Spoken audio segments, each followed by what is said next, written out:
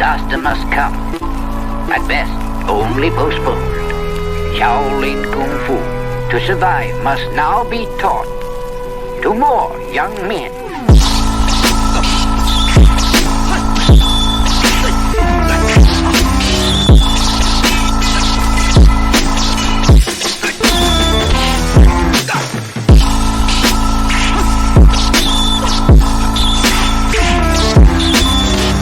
Welcome once again to another episode of Fists, Kicks, and Flicks, the podcast about martial arts, movies, and life. I am one of your hosts, Eugene Plowden, and with me as always, one of my podcast partners, Joe Hartley. What's up, man? What's going on? Nothing much. If this is your first time with us, I want you to know we are members of the Martial Arts Center Network. On Mondays, you've got Raw with Mimi and Lump. Tuesdays is CTE with Chris, Los, and Travis. That's us. Oh, my God. Wednesdays is us, Fists, Kicks, and Flicks with Gene, Mike, Joe, and Angel. And on Thursdays, you can get the Inside Scoop with Alex and Jeff. For more information, you can check us out on our social media platforms. Just look for the Martial Arts Internet Network on Facebook, Twitter, Instagram, and YouTube. It's showtime, Joe, and I guess Travis. This is a surprise. Did it pass your bedtime? I didn't know what to say. This is actually the time we have to record. So I'm waiting on Chris. Los not going to join, but I'm waiting on Chris. So until he joins, you know. I was going to say, you look sleepy. I mean, I literally woke up I woke up about 40 minutes ago. All right, I got a question. Me and you ain't talked in a minute, but I got a question. So you have to be like living like dual life because you're 6 hours ahead of us, right? Yeah. So it's 3 o'clock in the morning. Where you at? Yeah. So do you get up and walk around the town during morning hours over there, or do you just sleep till it's 8 o'clock here and then you get up? Because you still got to work and stuff, right? Yeah, no, I get up and I start my day at like 9 or 10 or whatever. 9 and 10 over there? Over here, yeah. So because it's 3 o'clock there. It's 3 o'clock. Yeah. Yeah, for y'all, yeah, it'd be like 3 o'clock in the morning. It's flipped, right? So, like, if you go to work, you go to get up at like 7 or 8 in the morning, and then you go to work, and then you go to 5 o'clock, and then you may go out and do something after work, or doing whatever you need to do until you go to bed at 11. You're on my schedule, basically. Yeah, so basically it's split. I get up and do everything in the morning, like go out and do shopping, do whatever I want to do, and then I work until 11 p.m. and then I go to bed right after that. Like, that's just it. So it's just flipped. I just take what I usually do in the nighttime and I do it in the morning. Well, I guess it's really not that big of a difference. Like, because I said it's like 3 o'clock, so you're probably going to go to sleep about 4 there, and then you get up at 9. So, I mean, I get about 5 or 6 hours of sleep also. I most time I go to bed like around 12 and I get up at 5. So it's the bad part is I go to sleep at 11 and then I get back up at 3. So I don't stay up until 3 to record. I go to sleep and then just waking up is throws me off. I'm like kind of. That's why the show the last couple weeks have just been me just whatever, man. Like, hey, I'm here. It's making it work. Yeah, I'm giving some content, but yeah, I haven't had the energy like I usually do. So, okay. Speaking of which, now I'm about to go over there and talk about Dean Barry. All right, man. All right, see y'all later. Yep. Have fun. All right, Joe. What's going on, man? What's been up with you? Oh man, just getting things going. May coming up for me is a busy time. We got birthdays. My anniversary's in May. Mother's Day. So there's a lot that goes on in May. And then usually there's a movie that I want to see that comes out. So, like Doctor Strange or something. So I'm just gearing up for May. The work hours went down, so I'm not doing no big overtime right now. And I'm just trying to make everything work, man. I thought you were saying that work was a busy month for you. It was. This is what work does. This is what my job does. So there's 3 we don't close that shop. My shop stays open all year round. It's like a 7-Eleven, 24/7. So there's 3 shifts. There's the morning shift, the afternoon shift, and my shift, the midnight shift. When there's a lot of work, all 3 shifts will do 7 days, 12 hours. If there's not a lot of work, but they still kind of want to shift things around, they'll rotate the overtime through the 3 shifts. Okay. So like right now we're on straight 40. but maybe like the first shift was on a straight 40. Now they're getting 60 hours, and then they'll do that right now while things are kind of slower until it picks up a lot. And our most of our time that we pick up is during like political stuff. We get a lot of stuff during like every 4 years for the president stuff and the mayor stuff and all that. We'll get real busy for that, and then like Christmas we'll get real busy. Okay, all right. So, well, I'm always real busy. It's always something to do, and because you got like 10 jobs, bro. Hey man, I'm just trying to be a millionaire. That's it. There's nothing wrong with that. You know, I'm trying to race Travis. See who can be the millionaire first. You know, so man, yeah, man. So this is what happened to me last week. So I started a new job, and the place where I work, we were short staffed. So while I was in training, I was in week 2 of training. My manager came and said, "Hey, I need you to be on the floor. I need to teach you how to, do what we do." I said, "All right." Yeah. So he said, he gets the okay from upper management to pull me out of training. Fine with me. I don't care, So I'm working, and then weeks later, he comes back to me last week and said, "Hey, you have to do, you have to finish these courses." And I said, "Well, I thought that I was excluded from taking these courses." He said, "I did too, since I pulled you out of training." It was 52 courses that had to be taken. Like those videos you got to watch online? Videos and tests and reading and all this stuff. I said, when am I supposed to do this? When am I supposed to do this? So I'm still not done. I did a good chunk of it last week, but I'm still not done. I still got four courses left to do. I'm just taking my time to do it now. Like, I got the bulk of it done. I'm like, you know what, man? This is not my problem. This is not my fault. So I'm just gonna take my time to do it now. What are you gonna do? They ain't gonna fire me. So they give me that stuff at work on the midnight shift. So you got to go into a room. It might be 2 or 3 of you in a computer room with a projector. You're reading. Oh, I would fall asleep at 2 or 3 in the morning. That's the thing.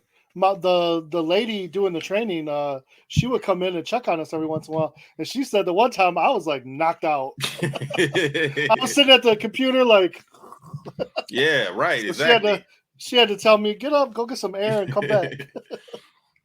And when I'm not at work, I'm teaching classes. Then doing all these other side projects and everything too, man. And still working on the dojo, even though we're operating.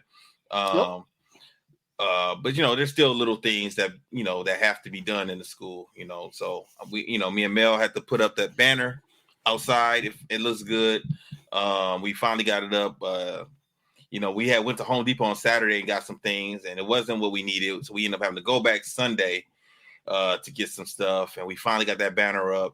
Then we tried to lay the floor down. I ended up getting the floor from Ollie's. It's a floating floor. Okay, yeah. And they had a good price on it, so I ended up buying it. But as I'm doing, I'm like, see, Plowdens, we are not handy men. We are not handy people. It must be a martial arts thing, because neither am I. This is not our forte, laying down, my floors. All the handy stuff around here, and I say she grew up with a carpenter for a dad, so I'm like, you got a one up on me. Go for it. Right, so Ski and his dad do this type of stuff all the time, and I used to work for Ski's dad anytime he had little side projects, and there were some other people who had construction businesses that we used to do stuff. Mr. Garnett. Mr. Hall, we used to do stuff with them, but they had to tell me what to do, and then I could do it. This right here, laying on this floor, like this was, man, these things are supposed to snap in place, and they're not snapping in place very easily. So I finally figured out how to get the ones that are side by side laid down, but then you have to do another row over the top of the other one, of the ones that you just laid down, and trying to get those to interlock with what you just laid down is a pain. Is a pain. And not to mention the shape of the office in the dojo is awkwardly shaped. It's not like a normal square or even a rectangle. Like it's cut at a weird angle, the office. Yeah.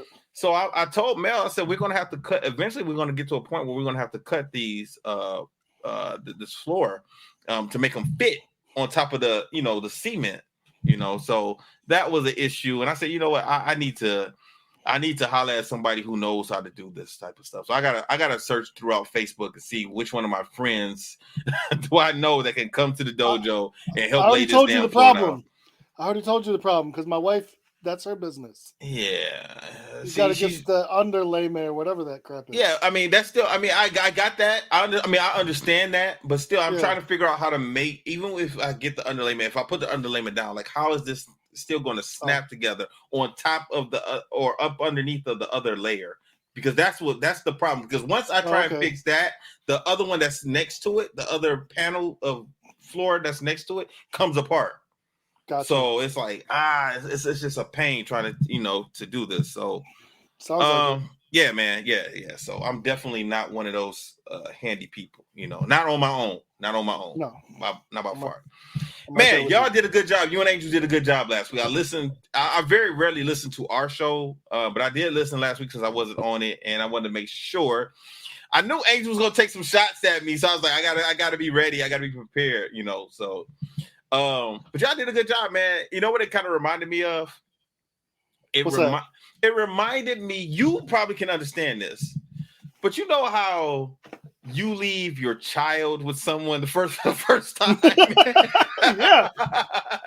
That's what it was like for me. It was like, okay, Joe and Angel are babysitting my baby, and I don't know what they're doing. I hope everything's okay.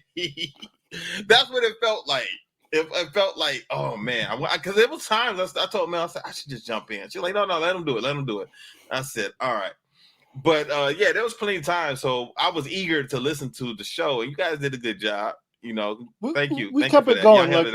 My biggest thing about us podcasting is like, let's keep it going. As long as we can keep it going and like we're not just stopping or dead air, I'm good, man. Yeah, even if we're just BSing about nothing. Let's go. You got to definitely. But y'all did a good job. Now I'm gonna tell you why. I mean, I couldn't believe Angel. I gave it a B minus. I don't understand what's the problem. B minus is good. If I get a B minus in school, I'm doing cartwheels.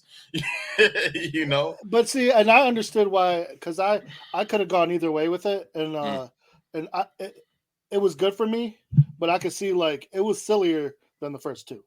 Yeah, it was. They worried more about some of the funny and a little less about the fighting. And so if that's like not your thing. Well, not only that, I think if this movie had came out before the other movies, if this was Rush Hour 1, then I probably would think it was an A. But I'm always real critical on sequels, movies. Like Friday. I did not enjoy Next Friday as much as I enjoyed the first Friday movie. And the same with House Party. I didn't enjoy the second House Party as much as the first one because it seemed like they were trying to be too extra with those movies. And this movie, Rush Hour 3, seemed like it was just, I don't know, it just wasn't to me as good as the other ones. Even though it was still a good movie, it just seemed like they were just trying too hard to be funny. There was another movie. Oh, like that. Grown Ups. You saw Grown Ups, right? Yep. Did you see Grown Ups 2? I did. I didn't like Grown Ups 2 as much as Grown Up 1. Like, it was like, the first one I really enjoyed. But this one, it was like trying to be exactly like the other one, but funnier. And it just didn't hit for me like that. So they they try to recreate the magic of the first one. And it's impossible to do. It needs to be, I know like it's a sequel of a good movie, but it needs to be its own movie in the end, instead of, like I said, trying to recreate that magic that came from the first one. Just keep it going. And it's hard to do. That's why sequels are hit and miss. Yeah, unless you're the type of person who writes the movie in anticipation of it being a sequel. And then you can just divide it up, or a 3-part movie, or 3 parts to a movie. Unless you initially write it like that, then it can kind of fall, together correctly. But to each his own, I guess. But yes, I did not think Rush Hour was a bad movie. I don't know why Angel got so worked up because I gave it a B minus. It wasn't an A to me. And like I told him, it was enjoyable. his students must love him because he has to be giving out A+ left and right. Right. Sometimes, what's messed up about that? No, I don't want to switch topics. I'm about to switch topics and get deep.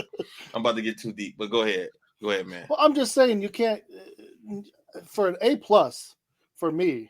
Like it has to be like the best movie that I've ever watched or my favorite movie. Right. And even then, like if I'm breaking down movies, if I say 3 bad things about a movie, I'm not giving it an A+. Mm-hmm. Because the A+ that's perfection. Yeah, and the fact that they really, how could you not go into detail about what happened to Lee's girlfriend? Like that was stupid. Like she got shot in the neck. Like she got shot in the neck and survived. And then they were making jokes about her deformity or something like that. I was like, what? Huh? Like, come on now. Exactly. Like, I just didn't get it, man. I just didn't get it. Or how did we end up in France and not New York?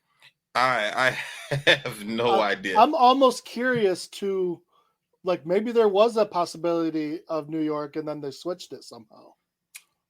Yeah, possibly. I think the rush hour in New York would have been hilarious. Yeah. I mean, don't get me wrong. Why wouldn't they? I mean, I don't understand why they didn't. What happened in New York? Exactly. We don't know. We know at the end of the second movie they were going to New York. Something obviously happened, and they didn't even explain it. So that whole, for me, I mean, that I had to knock it down from there. And then I had to knock it down again because there was, not enough. I mean, it was too much funny.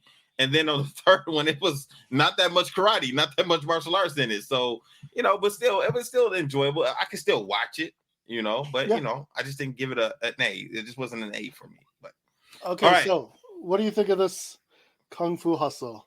And I knew this was going to be either one way or another for both you and Angel. So go for it. Okay, so I'm going to tell you something. I'm not telling the rest of the audience. So when I first watched this movie, I had this and I took it and I was like, what the hell is going on? And because it hit me, I started feeling stuff at the point when the scene where they were running, the one guy was running and the landlady was running after him. That fucked me up, man. When I saw that part, I was like, what the hell is going on? I did not get it. I was like, I'm lost. What's happening right here? I was like, oh shoot, this is the wrong movie to take this with, because I was lost. I was lost. Especially if you made it all the way to the end. We have to talk about that because that didn't happen for me because of yesterday. I watched this movie. After that, I kind of dozed off. And I tried to watch the movie today. And then yesterday, I tried to watch the movie, and we had power outage here at the house. We had a storm come through yesterday and knocked power out for a couple hours yesterday. And when the lights came back on, it was late. It was no way I was going to watch it. So I watched a good portion of the movie today while I was at work. But I didn't get a chance to finish it. But the ending's the best part. See, so this is what happened. Melissa finished the movie, and she watched it with me. She watched it the first night when I passed out. She finished it that night, and she didn't like it. What was her thoughts? She did not like it. She was like, "What is this weird ass shit that you're watching?" And I warned everyone. So Stephen Chow, he dabbles in a little bit of. He likes to do some karate, kung fu. He likes the old style kung fu movies, high flying, fist fury. Lots of. But he also likes to put in fun, silly goofiness. That. You often find in anime or something like that. That's probably why I like to watch this, because it reminds me of watching an anime. You know what? It's funny you say that, because when I was watching it, I thought this reminds me of a different version of Dragon Ball Z, because these people are doing things that I'm like, why are they doing it? Why do they have the ability to do these things? So, the quick synopsis of the movie is The main character, Stephen Chow, he is his name is Singh, which I don't remember them ever saying his name. I don't even know who you're talking about because you're saying I don't know. I couldn't figure out who was the main character. I didn't know who the protagonist was. I couldn't figure it out. So his name is Singh, and he's the one who's walking around with the big guy. Oh, okay. I thought they were bad guys. He's the main character. Well, and that's the problem. So what I'm going to say is what you learn about him at the end of the movie and throughout the movie is he's not a bad guy or a good guy. He's lost. He's lost in his self. And so he eventually has to find himself to bring out the best of himself. Okay. But yes, so because I got that part toward the beginning of the movie where he explains that he is a martial artist and he tried to help a girl and he got messed up. He got beat up. And not only did he get beat up, he got pissed on. When he was a kid. Yeah, he got beat up and pissed on. And literally pissed on. Yeah, it was disgusting. Yeah. So they'll do things like that to show like he's not a bad guy, he's just lost. So the beginning of the movie starts off well, I'll go through the rest of the synopsis. Mm-hmm. So you have this lost soul who's trying to find himself.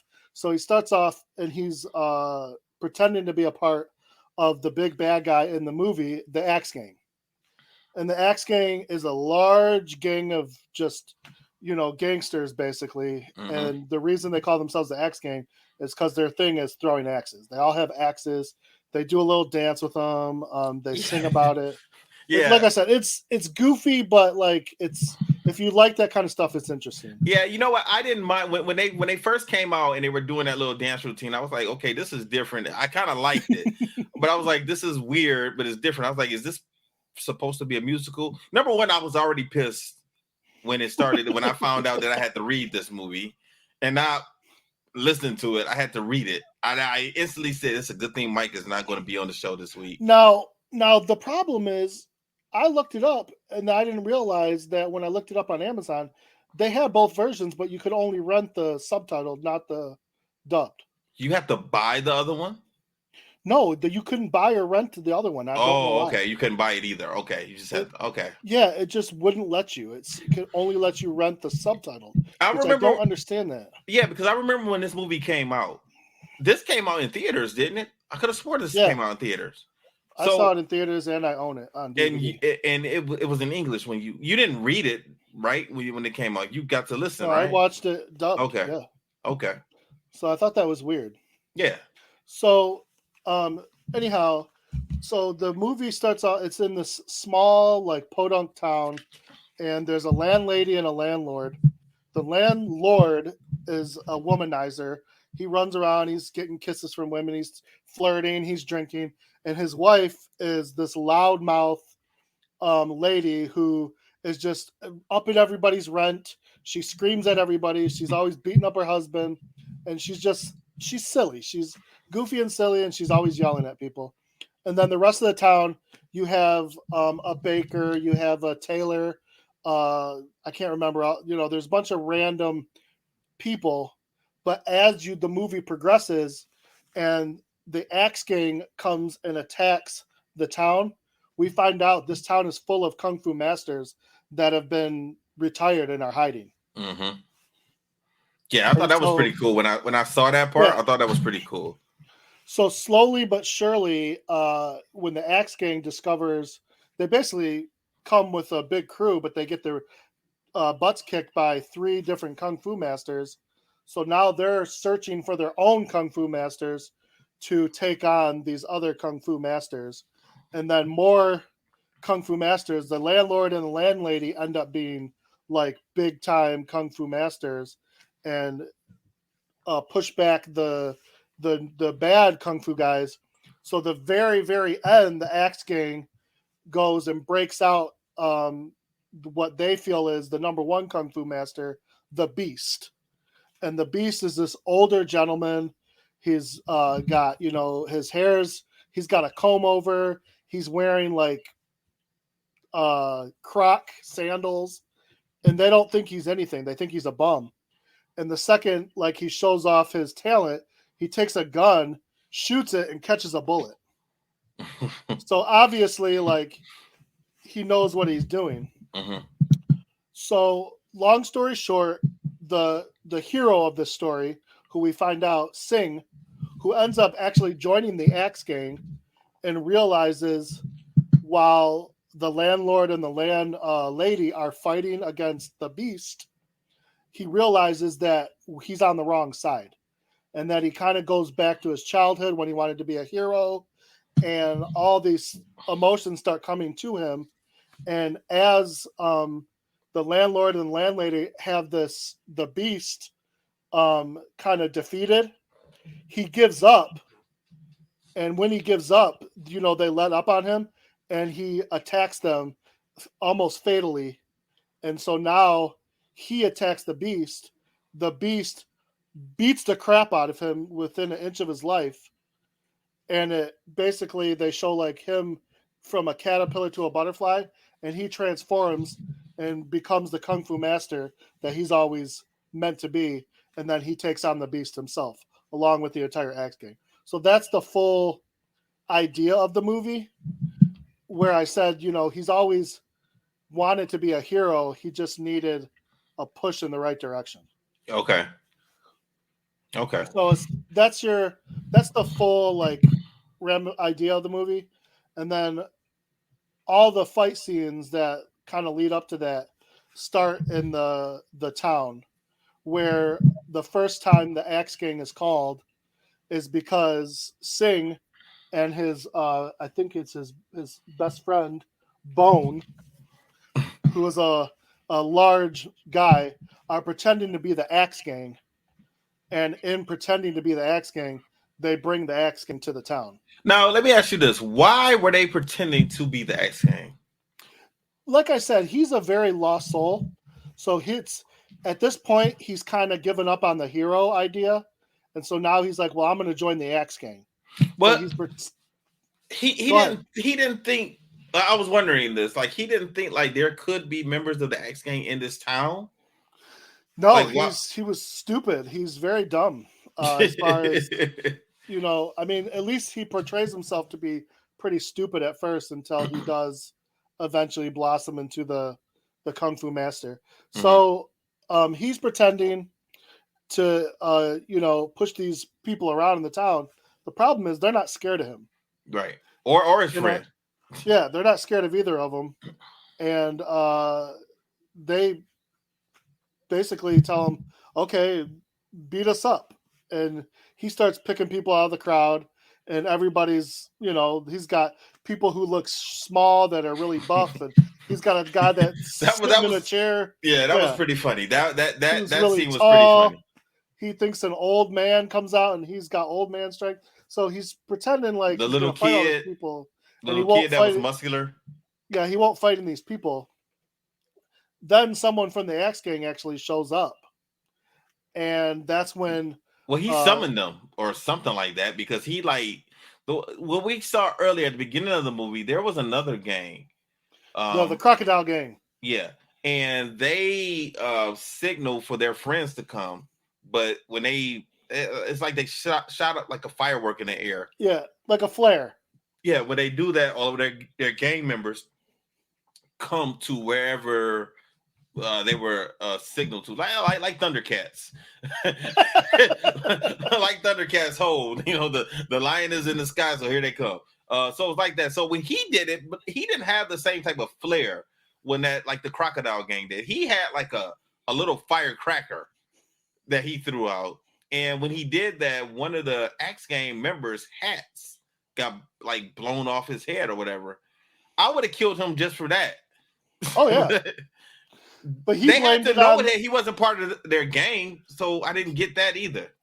He blamed it on the old lady, and then she took off and ran into her bed. And that confused me too. When I saw her do that, I said, "Whoa, is she a mutant?" The guy, because that was like the first time we saw a regular person who I thought was a regular person do something supernatural. And the way she took off and ran upstairs, I thought she had some type of power. Just kung fu power. But if she had these powers that we see it later, why didn't she just defend herself and her people at that point? Though they will tell you a story when they actually do decide to fight finally, they'll tell you the story of their son was killed in a fight. And so that's why they came to the town to they put away their kung fu and retired because they made a vow to never fight again because of their son dying. That's right. Yeah. So they were trying to avoid the fight, but then they're fighting with each other. Exactly. That was crazy because at one point before the X Games show up, I think it was before they show up. Like she knocks the landlord out of the window because he had he pretended to put that little loose girl that had kissed him on the cheek. Mm-hmm. He did the old look over here, look over there, and then he put his cheek there, and she turned around and kissed him. And I thought he was dead because after she knocks him out the window, like she beats him up in their apartment. The landlady is beating his ass, then throws him out the window. He falls down, lands face first on the concrete. And then she throws a potted plant out the window and it lands and cracks him in the head. I thought, oh yeah, he's dead. But he wasn't. He wasn't dead at all. When the fighting starts, he tries to make himself look dead. Yeah, he did. But that's the part that I thought was funny is since they were like kung fu masters, but they were really trying to play it up like they were just nobody. Mm-hmm.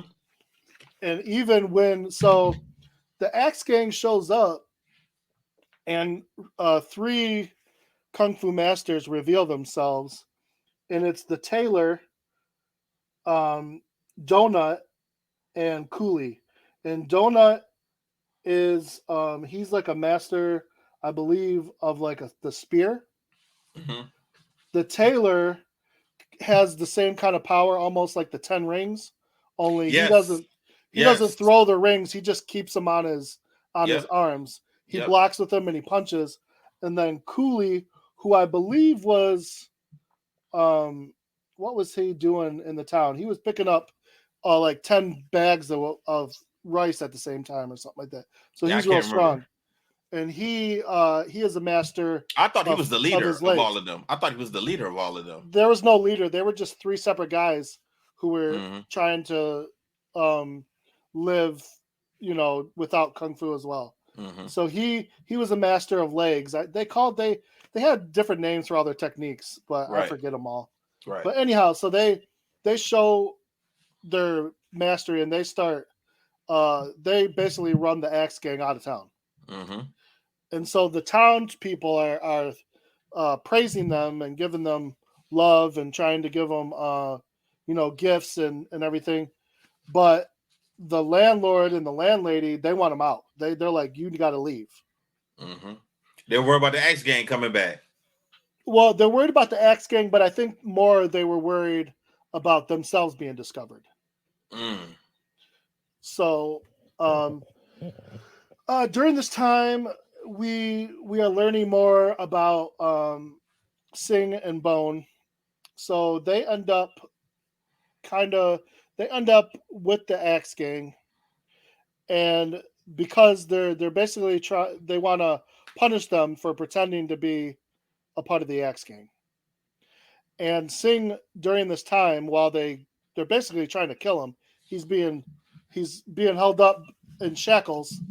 He escapes the shackles before they throw an axe at him. And so the boss basically says, do that again before I kill your friend. And he does. And so now they're not, instead of killing them, they're going to keep them around because they want to, they said their set of skills could be useful. Right. But first they have to kill somebody. They've never killed anybody. I know. That was pretty silly also. That scene also was pretty silly. Which scene? That's where they were throwing the knife? This part, yeah. This part that's coming up, yeah. Yeah. So they're running around and they're pretending like who they're going to pick to kill, but neither of these guys are killers. Right. They're just all talk. Mm-hmm. So every time Sing tries to pick a fight, he gets beat up. So he ends up back at the town and he decides he's going to kill the landlady. So he picks up a knife and he throws it. It bounces off and it sticks into him. So his buddy Bone looks and says, "What happened?" He goes, "I don't know. You think you can do better?" So Bone does the same thing, throws the knife, sticks into him. It sticks in the Sing again. Yes. So Sing Right. has 2 knives now, and eventually he ends up with 3 knives in him. And Mm-hmm. then somehow a handle comes off the knife, hits the old lady, and he picks up a thing of snakes, and Sing gets bit by snakes. And now he's got more than one problem because he's got knives in him, he's got snake bites, and the old lady comes after him. Mm-hmm. And this is where we get to see her super speed. Now, this, like I Not said, only this movie hers. is very silly because Sing is also fast. Right. And so they have a chase scene on foot, and they're running around town. They're jumping over buses. It's very silly. It's comical. It's interesting.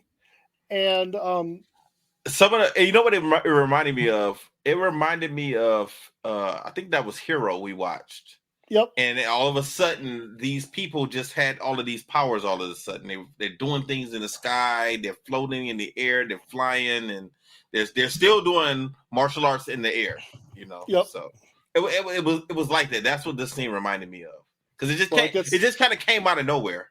It gets more like, well, that's my favorite part of this movie, because I was like, where is this movie? I remember when I first watched this movie, and I'm going, the beginning of the movie until the Kung Fu guys showed themselves, I was like, what is going on with this movie? And once the Kung Fu guys showed up, I was like, oh, okay, now I'm into the movie. So, and I had to watch it a second time to really enjoy it. But once I did that, I was like, okay, it's. You mean the first time after you've seen it? Yeah, because if you just watch the first 30 minutes of this movie, you're like, what is happening? You got weird guys dancing with axes. That's me. Yeah. Well, you enhanced it too, so I'm surprised you watched it that long. You didn't have something jumping out at you or something, you know? Yeah, I thought they were, man. The way they were running, I was like, this looks weird. Like, because they kind of changed the scene how they did it. They made them look like cartoon characters. The way that their feet were moving and everything, they didn't look real, you know. So the part we talked about at the beginning. So this chase scene ends with the landlady ends up hitting a billboard, and Sing gets away. Literally, now, she's in the sky and on the billboard, like Wile E. Coyote. Sing gets away, and I'm not. I don't think they ever show where this movie takes place. Like it's got to be like Japan or something like that. Yeah, they did. They just never said. No, they didn't really say, because they mentioned about the town where the poor people live. Yeah. You know what though? When you look up the synopsis of this movie, it says it's set in the 1940s. Yes, and I can believe that, because that's how the X gang kind of looked and dressed. They remind me of old mobsters. Yeah, it's pretty much what. So with that in mind, Sing escapes and he gets into like a traffic light, but it's like it's almost like a big cylinder, like pot. And then traffic lights are around it. Like he fits inside of it, and it's complete like metal. It's hard to explain, but I don't know what it was hard. It was hard to comprehend too. When I saw this part, I was like, "What the hell is going on?" Well, because I'm thinking like, and where we're from, you can't fit inside of like a traffic light. Like it's impossible. Right. But wherever he's at, he's inside this big metal traffic light. And he's got really big lips because of the poison from the snakes. Okay, that's what it was from. But I was like, I thought it was from, because I saw it after he came up under the bus when he was running around and stuff. That's when I noticed it. So I thought it had something to do with that. No, it was this, because the snakes bit him right on the lips, because his buddy told him you can soothe the snakes by whistling. So the second he tried to whistle, they bit him right on the lips. Okay. So he's kind of freaking out. He's angry.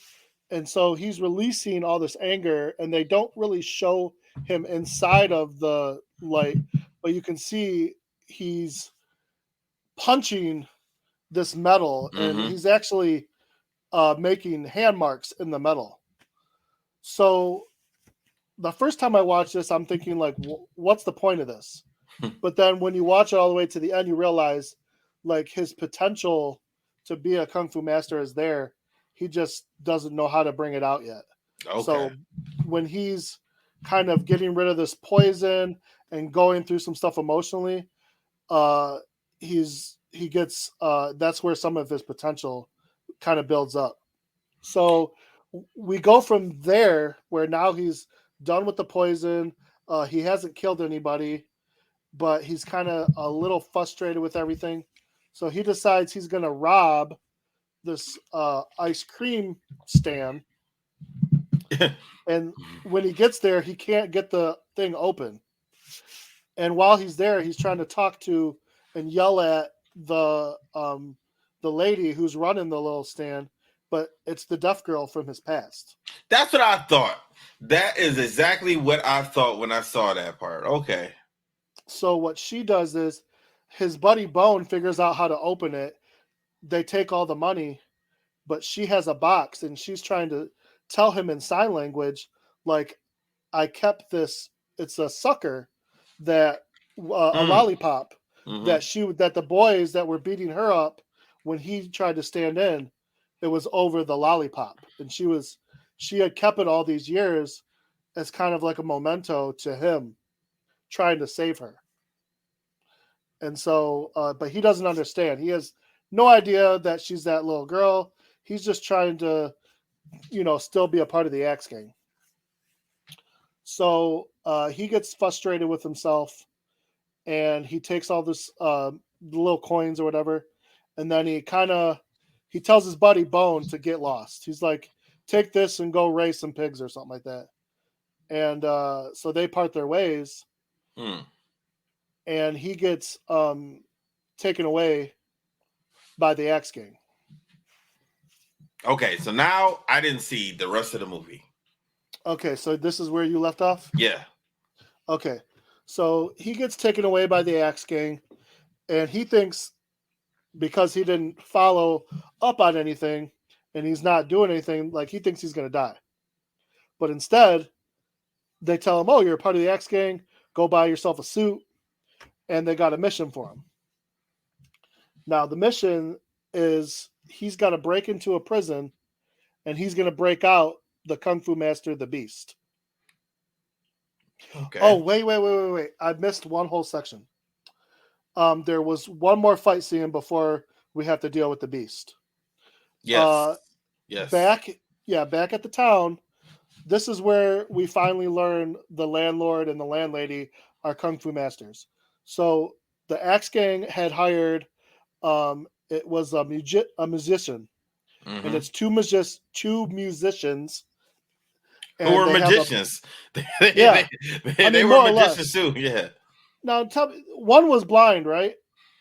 But they were both blind. I couldn't tell. It seemed like both of them were because it didn't seem like they raised their head and looked or anything too often. Well, their thing is they got two things going on. One, they both play this big, long guitar that you lay on your... They have strings, yeah. Yeah, and it's like a weapon. They use it as a weapon. And then another guy, before he joins with the other guy playing the guitar, he's using like his fingernails or whatever. And like almost like a tiger, kung fu tiger stance or whatever. The Axe Gang hires they're like contract killers. Yeah. So to take out the three Kung Fu Masters at the town, which they do put up a fight, but they pretty much take them all three of them out. Fairly easy. I mean, the way they killed the first one, I wasn't expecting that because, like I said, I thought he was going to be the leader of their little group. Yeah, and I would have liked to see him at least put up a fight. I mean, he didn't even fight back. He just got killed instantly. Yeah.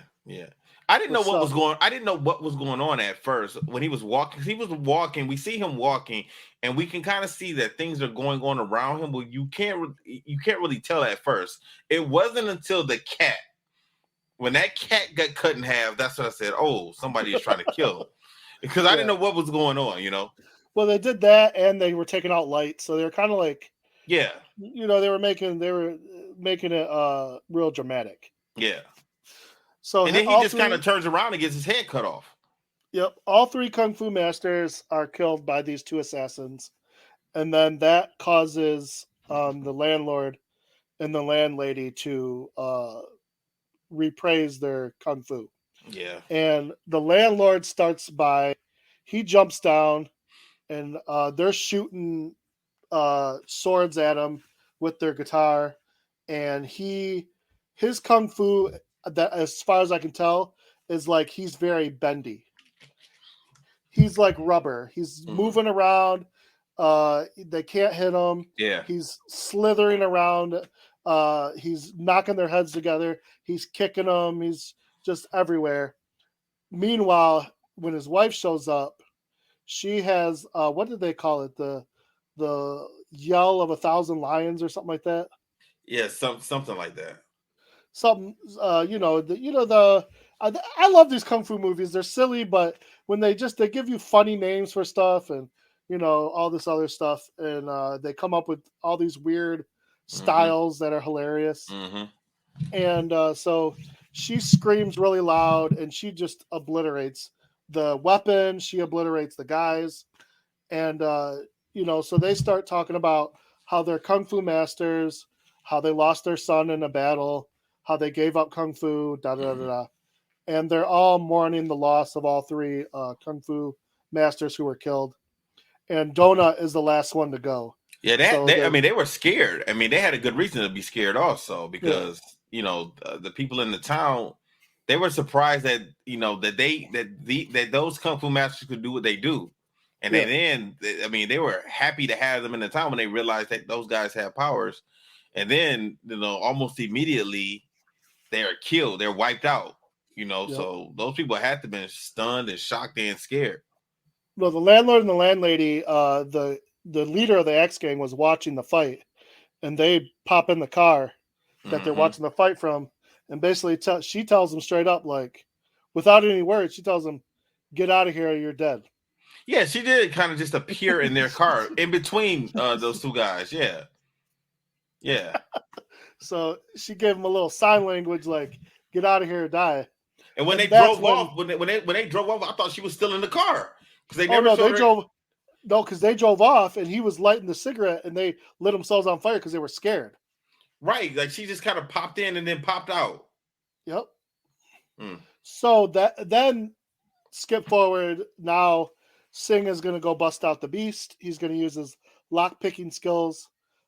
He takes out the beast, and then we discover everyone from the Axe gang, they want the beast to show off his skills. And so when he does, he tells them, he shoots the bullet, he catches the bullet. Everyone understands, like, he's the real deal. And he literally, like, just kicks out a wall. And you're trying to figure out, because the hideout for the Axe gang is like a casino. Okay. So he kicks out this wall and takes out like a casino table, and you have no idea why. Well, until, guess who's there? It is the landlord and the landlady. Okay. No, Singh has joined the X gang at this point. Oh, yeah, that's right. So he's got himself a suit. He thinks he's the man. Got his hair slicked back. Yep, he's got his hair slicked back. He's looking, he's one of the guys. Except for he never got an axe. So they let him part. Yeah, he never got an axe. Okay. Maybe that you got to kill someone to get your axe or something. I don't know. But he never got an axe. So anyhow, then this is an epic battle between the beast and the kung fu master, the landlord and the landlady. And so they're showing off their skills. Let me ask you something. Hold on. Now, the guy, the beast, did it look like a beast, or was that just the name? You know who he looked? No, that was just his name. Okay. You know who I thought it was, and I had to look it up because it wasn't him. But it almost looked like a older version of Bolo. Okay. Like skinnier and not buff, but like right. He kind of. I had to look it up because I'm like, is this like decrepit Bolo? But no, it's not him. It's another guy. But he is giving the landlord and landlady a run for their money, until she uses her main weapon, which is the 1,000 lion scream or whatever, and kind of pushes him back. And once he realizes she has that, he kind of gets a little more serious. But what she does is there's a big bell, and she chops the top off the bell, and her husband allow her to use the bell to project her scream. And that's how they defeat him. But like I said at the beginning, he goes, I didn't know the 1,000 scream of the lion scream could be projected through another object. I concede. But the guy, when he says he concedes, then all of a sudden he takes out a weapon and he tries to kill both of them. Okay. So that's when Singh interjects, because he's like, wait a second, that's not fair. You already conceded the fight. Why would you continue, to cheat? So he attacks the beast, and the beast gets mad and literally, just pummels him through the ground into, just annihilates him. All his bones are breaking, blood everywhere. It's disgusting. And the landlord and the landlady at this point have realized, there's something special about Singh. So they take off with him, bring him back to the town, and try to heal him really quick. And so that's when he metamorphoses during that time from, his, let's say his loser self to his kung fu potential. And all of a sudden, his injuries are healed. He's in a white and black outfit. Just all of a sudden. Okay, I got it. And they're explaining he's the kung fu master that he's always meant to be. Maybe he's the number one ever. So he goes out, and the Axe Gang shows up with the beast, and he takes out the entire Axe Gang. One of his favorite moves is the what did he call it? He's stepping on their toes and smushing their feet, and so they can't move. And they called it like the 1,000 pounds toe crunch or something like that. Yeah. So he beats up the entire Axe Gang, and then it's just him and the beast. And when him and the beast go toe to toe, he is getting the better of the beast. Without even trying, he's pretty much taking the beast down. He's kicking him and he's holding him down, and you can kind of see the beast getting really mad. And then when he kind of gives him one last little push, you think the beast is finished, and then he shows off his true potential, which is he actually turns into a frog. Oh my God. I know, but you know what? And I'm telling you, like I said, it is very silly because I'm going to finish watching it because now I got to see this part. He is on all four. You could see his pants are ripping because he brings his, and they try to make him look like a frog. His whole neck and everything comes out, and he makes the sound of a frog, and he can jump really high, and he's flying head first into Singh. And so now he's taking advantage of Singh, and he kicks him up into the air really high, right? And you see Singh fly through the air. Well, do you remember the little pamphlet the bum gave him at the beginning as a kid? Yeah. What they call it, the 1,000 gods Buddha palm or something like that from 1,000 skies, or some weird kung fu technique. So he flies all the way up into the clouds. He jumps off of an eagle. I know. Like I said, it's silly, but it's good fun. And he flies back down to the ground. His hand catches on fire, and he gives one big push with his palm. And they're all yelling out the name of the technique. And the beast looks at him and is like, "Oh crap!" And so he hits him with it. And from the bird's eye view, you can see just a big palm push down onto the ground and make a indentation into the ground. And the beast just flattens, and he looks at the beast, and he's on the ground, and the beast looks at him and is tries to attack him one more time with the weapon like he did with the landlord and the landlady. Mm-hmm. And he does the palm again and takes out a bunch of buildings and pushes the beast back. And so finally the beast concedes for real, and starts calling him master, and that's the end of the fight. And then the very end of the movie, you see Sing and Bone, and they're running a candy shop. And it's got a big lollipop, the same lollipop from the little girl. And she comes by and she goes into the candy shop, and then they have their little tender moment. And, that's how the movie ends. I thought you were going to say she stole some candy from him because that would be hilarious. Yeah. She comes in there with a knife, a little candy shiv, says, "Give me all the money." That would have been hilarious. There you go. All right, so that is the Kung Fu Hustle. I do enjoy this movie. I could easily give it a good old Angel A+, but I'm going to give it a B+ because there is a lot of this movie that could use work. But for the most part, I enjoyed it. I've watched it many times. I've gotten other people to watch it that enjoy it. So I'm gonna save my grade for it until next week because I'm gonna finish watching it. Because I'm not even I can't give it a grade just yet based on what I've seen. So I can't do that yet. So I'm gonna finish watching it. I'm gonna give my grade next week. But you know what, man? I mean, this movie, man, it did great at the box office. It 110,000. This is his top grossing and his most. But it only cost $20 million to make. Like only 20. But compare that to how much it made, man. This was nothing but profit. Nothing but profit for them. I'm surprised. Normally when things like that happen, they make a sequel. They didn't make a sequel for this, did they? They're doing what they have one coming now. It's now. There was supposed to be 3 years after the original. Mm-hmm. And there's been all kinds of issues. Then he got pulled into another project. Now he said because it's taken so long, he's not going to star in it. He says he's going to make a cameo, and the lead for the second one's going to be a female. Okay, all right. So the director is the person that plays Sing. Yep. Okay. All right.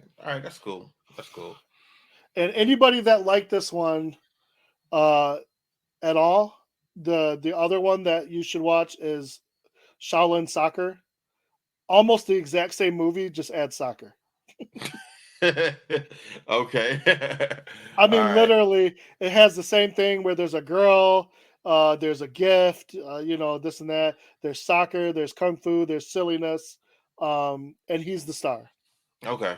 All right. Now, the one that I hate that he did, because I love this director, but there's his other one that he's famous for, and I know this is an unpopular opinion, but I hate this movie, Kung Pao. He did the Kung Pao movie. Doesn't that movie have a second second part to the name of it? I don't know. I just know it's called Kung Pao, the Legend of some. Yeah. I never saw that one either, but I remember it when it came out. Okay, so this is the same. This is the same director. Okay. Yeah, and like I said, I wanted to like the movie. I know people that like the movie, and I'm not one of them. Okay. All right. Cool. All right. So next week, you have any idea what you want to watch? Because I got something. Yeah, go for it, man. Because I'll throw out anything. Even though this is not in my decade that I'm supposed to have, but I want to watch something that everyone always talks about that they enjoy, and that's Kill Bill. I've never seen it. I saw part of it, and I didn't like what I saw. I didn't like what I saw. Bro, I could talk about this movie all day. All right, so we're gonna do Kill Bill. The first one. This movie next week. is like this movie follows the same kind of kung fu action as the movie we just watched, right? But it's a little more modern and a little less. There's not a whole lot of silliness in Kill Bill. No, from what I remember, it was some silliness in it, and I think that's why I didn't like it. Because doesn't it at some point it just turns into a cartoon? Just out the blue, the movie just turns into a cartoon. Or something? No. It's only when they're showing one girl's origin, and of course she's an Asian girl, but it just shows like it's a 5-minute clip of her showing like what happened to her and this and that. Yeah, so I'm intrigued to watch this movie, and I want to see why I didn't like it because I saw it when it first came, but not when it first came because it was on it was a video. Are you a Quentin Tarantino fan? there's been things. Pulp Fiction is good. I like Pulp Fiction. It took a while to like Pulp Fiction because I didn't understand it at first. It's like it is not in order. The movie is not in order. All his movies are like that. They jump everywhere. Yeah. So okay, well that's fine because we can talk because I love this. I love Kill Bill, both of them. Okay, so let's watch the first one next week and then the second one after that, and we'll relay the messages to Angel and to Mike so they'll know. All right, man. You got anything closing?